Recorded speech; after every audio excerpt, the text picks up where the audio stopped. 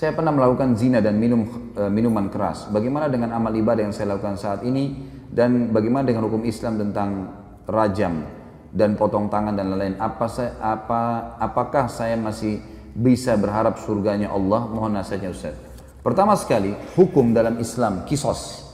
Potong tangan, dipenggal lehernya, potong tangan kalau mencuri, dipenggal kalau membunuh, dirajam kalau berzina. Ini berlaku bagi orang yang kepergok. Berlaku bagi orang yang kepergok. Tidak berlaku bagi orang yang antum pernah berzina 5 tahun lalu, sekarang sudah taubat. Lalu antum datang kepada seorang ustadz atau kiai, saya sudah berzina, rajam saya. Bukan begitu. Makanya hadis Bukhari yang menjelaskan, seorang wanita pernah datang kepada Nabi SAW dan berkata, ya Rasulullah, saya sudah berzina dan saya hamil dari zina. Dia buat pengakuan. Apa kata Nabi SAW?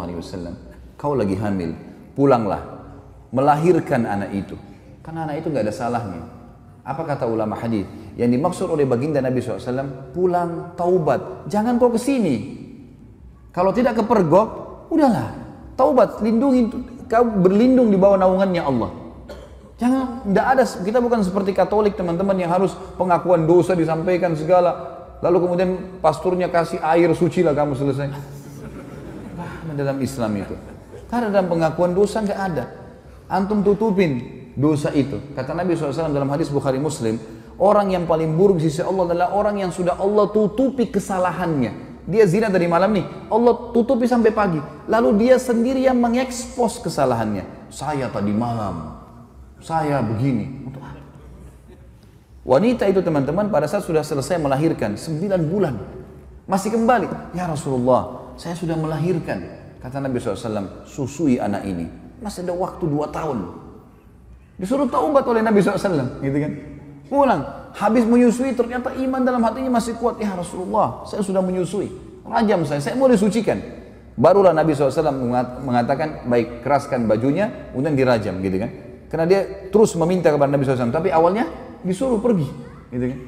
Lalu kemudian teman-teman sekalian yang terjadi, waktu lagi dilempar, ada seorang sahabat mengatakan, semoga Allah melaknatmu, kenapa kau berzina? Kata Nabi SAW, jangan kau laknat dia. Perempuan ini, demi zat yang ubun-ubunnya Muhammad dalam genggamannya, dia telah bertaubat kalau dibagi untuk 70 orang penduduk Madinah cukup buat mereka semua masuk surga. Luar biasa orang ini, jangan ini. Ada pernah sahabat mengatakan, ya Rasulullah, saya mencium seorang wanita di pinggir Madinah. Asabtul mar'ah. Dalam ulama hadis mengatakan, dia mengatakan, saya sudah menciumnya, saya sudah memeluknya, tapi tidak terjadi perzinahan. Kata Nabi SAW, atusolli ma'ana, apa kau sholat bersama kami berjamaah? Kata dia, iya. Kata Nabi SAW, idhab, pergilah dari sini. Udah, artinya kau taubat, jangan ceritain ke saya, jangan buat pengakuan tuh, nggak usah. Taubat, tutupin aibmu, bertobat kepada Sang Pencipta. Karena yang kepergok ditangkap lagi zina, itu kena hukum. Kepergok lagi mencuri kena hukum, gitu loh. Pernah ada sahabat datang mengatakan, ya Rasulullah, saya berzina. Dalam hadis Bukhari semua ini. Kata Nabi SAW sambil, ini orang lagi berhadap begini. Nabi SAW alihkan ke sana. Mungkin kau hanya menciumnya. Nabi SAW alihkan dia. Mungkin kau, jangan datang ngaku sini, pergi sana taubat gitu loh. Kata Nabi SAW, mungkin kau hanya menciumnya. Dia datang ke sini, ya Rasulullah, saya telah berzina. Nabi SAW alihkan lagi ke sini. Mungkin kau hanya memeluknya sambil tidak melihat wajahnya orang ini. Dia datang lagi, ya Rasulullah, saya sudah berzina. Nabi SAW balik lagi ke arah kiri. Mungkin kau hanya begini dan begitu. Dia datang, ya Rasulullah, saya meletakkan kemaluan saya dan kemaluannya, saya sudah berzina, rajam saya. Dia mau sucikan dirinya. Maka dia berikan kesaksian buat dirinya. Nabi sudah alihkan, tetap dia mau. Ya sudah. Ya, dirajam. Pada saat lagi dilempar, teman-teman sekalian, ini riwayat Bukhari. Lagi dilemparin, sahabat ini rupanya kesakitan. Lagi dirajam, lari dia. Ada satu sahabat kejar, diamtam pakai batu. Mati, karena dipukul pakai batu, dikejar kan? Kata Nabi SAW, halla taraktumu fayatubu yatubullahu alaih. Tidakkah kalian biarkan aja dia pergi? Semoga saja dia taubat dan Allah terima taubatnya. Karena ini shock terapi sebenarnya kan? Supaya dia tidak ulangi. Dalam Islam tidak ada teman-teman begitu orang buat mengaku penggal lehernya, ngaku potong tangannya. Bukan itu. Ini memang Allah mengatakan, a'udzu minasyaitonir rajim, walakum fil qisasi hayatun ya ulil albab. Dalam kisas itu ada kemakmuran hidup bagi kalian, bagi orang-orang yang berakal, dan ini bagi orang yang seperti saya jelaskan tadi teman-teman yang kepergok. Kalau orang sudah taubat, antum melakukan dosa sudah tobat, sudah antara antum dengan Allah, jangan ceritakan. Dan ulama masuk dalam bab masalah menikah, tidak dibenarkan seorang laki-laki bertanya pada istrinya atau istri bertanya pada suaminya, sebelum nikah kau pernah berzina nggak? Ini nggak boleh ditanyain dan tidak boleh dijawab. Yang ditanya nggak boleh jawab. Untuk apa? Baik kalau dia bilang iya saya pernah zina, hah? Gimana? Untuk apa nanya? Sekarang depan mata saya ini istri saya, ini suami saya, selesai. Yang saya tahu zahirnya adalah orangnya baik, itu hukum kita. Jangan korek-korek yang kita tidak tahu, nggak usah. Nggak perlu. Nggak usah periksa-periksa HP, ngambil tugasnya malaikat. Lah iya, Allah titip malaikat kiri kanan nggak? Yakin nggak dengan itu? Apa fungsinya? Kiraman katibin kata Allah. Tugasnya nulis. Ngontrol suami kita di mana, istri kita di mana, dia yang nulis. Dan tidak ada yang luput dari penglihatan Allah SWT. Tidak ada dosa yang luput.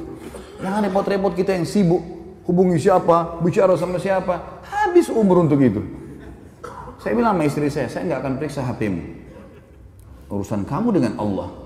Saya cuma ingatkan, tapi sesuatu yang salah depan mata saya luruskan. Dan saya tentram hidup dengan cara seperti itu. Gitu kan?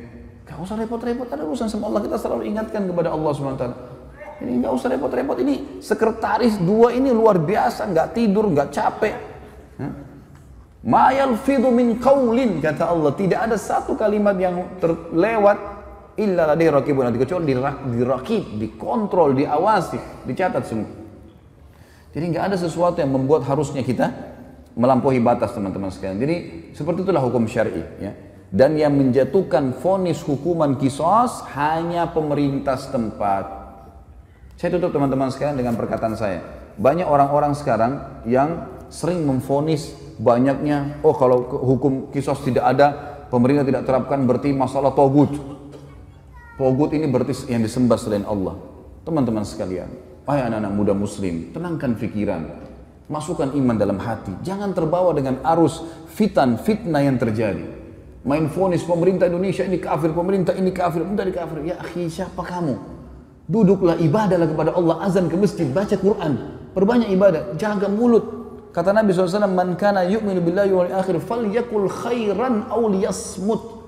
Siapa yang mengaku beriman pada Allah dan akhir, dia cuma ucapkan yang baik, yang dia tahu dan dia tahu bermanfaat buat dia di akhirat, atau dia diam.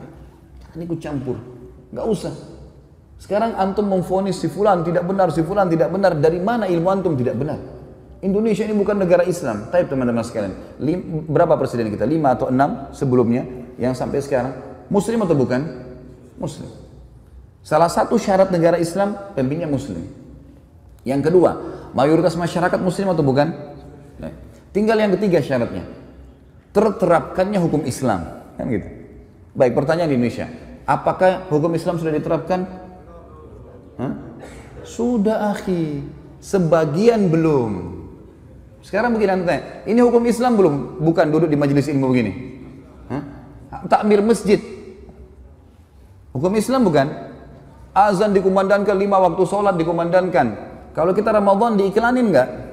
Baik, kalau kita pergi haji, jemaah haji pergi nggak? Pemerintah buat nggak program haji? Puasa Ramadan, zakat, ada badan zakat nasional, kita bebas. Antum sekarang buat yayasan, kumpulin zakat, sedekahkan, buka rumah anak yatim, buka pesantren. Kita punya pengajian agama, antum nikah dengan cara Islam bukan? Baik, antum cerai Islam. Ada majelis ulama enggak di Indonesia? Teman-teman sekalian, yang belum diterapkan di Indonesia apa? Pencuri potong tangan, ya? Orang berzina dirajam. Ini bagian daripada syariat, bagian, bukan totalitas syariat di situ. Harus kita tenangkan pikiran dan hati kita, teman-teman. Jangan terbawa cuma emosional dan ilmunya kurang, akhirnya kemana-mana nih, gitu kan? Ban mobil kita kalau bannya lagi kempes, tambah angin saja, jalan. Kita enggak, kempes, buang semua mobilnya. Lah iya, langsung main vonis. Teman-teman, manusia semua bisa berbuat salah, punya kekurangan, gitu kan? Tetapi kita mendoakan. Yang saya lihat adalah kita di Saudi misal contoh ya, saya karena pernah tinggal di sana, saya melihat di setiap mimbar hari Jumat, semua khatibnya pasti mendoakan agar pemimpin mereka dapat hidayah. Bayangkan kalau kita punya, saya dapat data teman-teman di Jakarta Selatan saja, kita punya 2.200 masjid dan musola. 2.200 masjid dan musola. Ini mungkin sejumlah dengan masjid di negara-negara muslim yang lain yang kecil. Ini baru Jakarta Selatan, kita punya 5 wilayah Jakarta. Ada pusat, ada barat, ada utara, ada timur, ada selatan. Ini kalau 2.000 aja setiap wilayah kita punya 10.000 masjid. Bagaimana kalau seluruh Indonesia? Bagaimana kalau semua orang ini, ya, kalau 10.000 masjid teman-teman berarti ada 10.000 khatib. Ya. Kalau kita punya misal seluruh Indonesia anggaplah 5.000, 100.000 masjid. Semuanya mendoakan, ya Allah berikan hidayah pemimpin kami. Ya Allah berikan mereka menerapkan Al-Quran dan Sunnah. Ya Allah, terus kita doakan kebaikan. Masa dari sekian ratus ribu orang mukmin berdoa tidak diterima sama Allah? Daripada kita main vonis, kita main salahkan, comot sana, ganti sini, vonis ini. Kehidupan apa ini gitu? Coba kembali kepada ilmu yang benar teman-teman. Sekali lagi saya mengajak anak muda muslim untuk tenangkan pikiran, jangan terbawa arus, tenangkan hati teman-teman, nuntut ilmu, perbanyak ibadah buat antum sendiri. Mati kalau datang kita nggak bisa lepas, nggak harus antum tua dulu baru meninggal dunia. Maka sibukkan pada hal yang bermanfaat. Allahu alam. Ini tentu saja saya tutup teman-teman sekalian dengan kalimat saya bukan menggurui, saya tidak pernah menyebutkan nama orang, alhamdulillah di majelis saya tidak mau memvonis siapapun salah, tapi kita kembali kepada wahyu Allah subhanahu wa ta'ala sesuai dengan pemahaman para sahabat. Ini adalah hal yang paling tepat. Coba antum kembalikan kepada ini, maka hati kita akan tenang. Oh ternyata Ibnu Abbas, oh ternyata si fulan, oh ternyata si fulan.